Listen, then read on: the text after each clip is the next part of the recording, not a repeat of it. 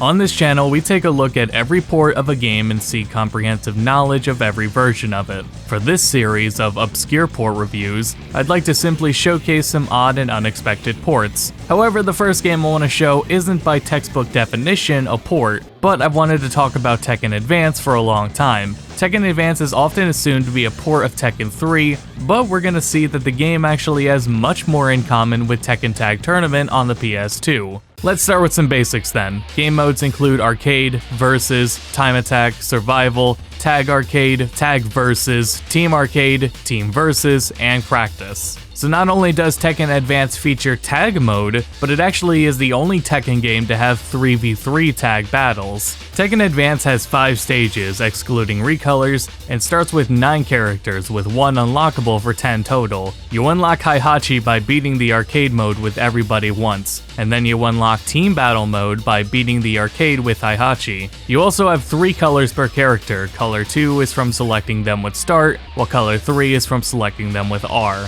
Now, Tekken's standard layout is a button for each limb: left punch, left leg, right leg. It's a 4-button fighting game. While the Game Boy Advance has 4 buttons, B and A are simply punch and kick respectively, while L changes in tag battles and R is grab.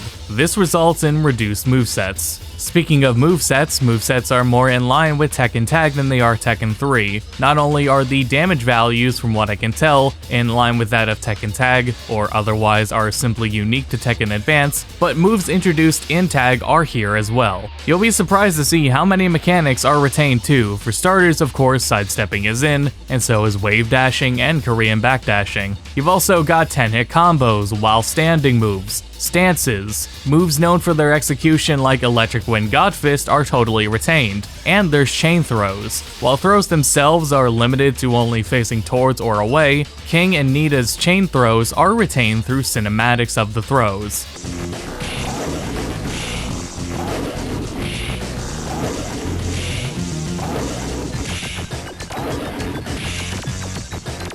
On paper, the largest gameplay change to Tekken Advance is the variety of stuns unique to it. The game features pop stun, fallback stun, crumple stun, extended crumple stun, gut stun, reel back stun, side gut stun, and turn back stun. Now, an important note about these new stuns, though, is that they can actually be cancelled out of. So in training, it'll report that a move that has a stun is basically an infinite, when in actuality a CPU or player can just cancel that stun. The game presents the illusion of 3D, but the characters are sprites of their 3D models and their designs from Tekken Tag, and the character portraits also come from Tag. Despite putting the character select at the bottom of the screen like in Tekken 3, the UI of the character select and of battles themselves are still closer to Tekken Tag. Additionally, everybody is rendered in an open stance with both torsos towards the camera, as opposed to the usual closed stance. Much like you'd expect, Nina and Zayu are notably shorter than the rest of the cast, so there's potentially some moves or combos that won't work on them.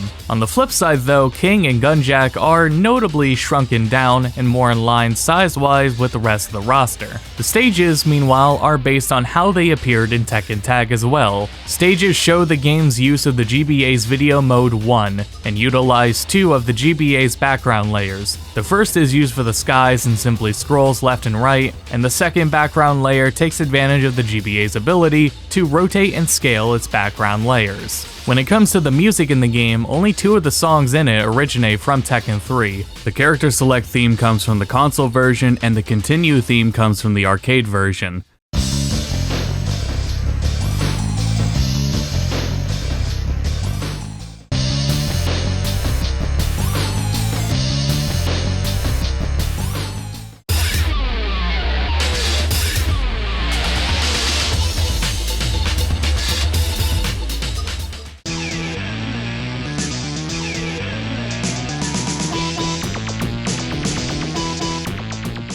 The rest of the Tekken Advance soundtrack is new.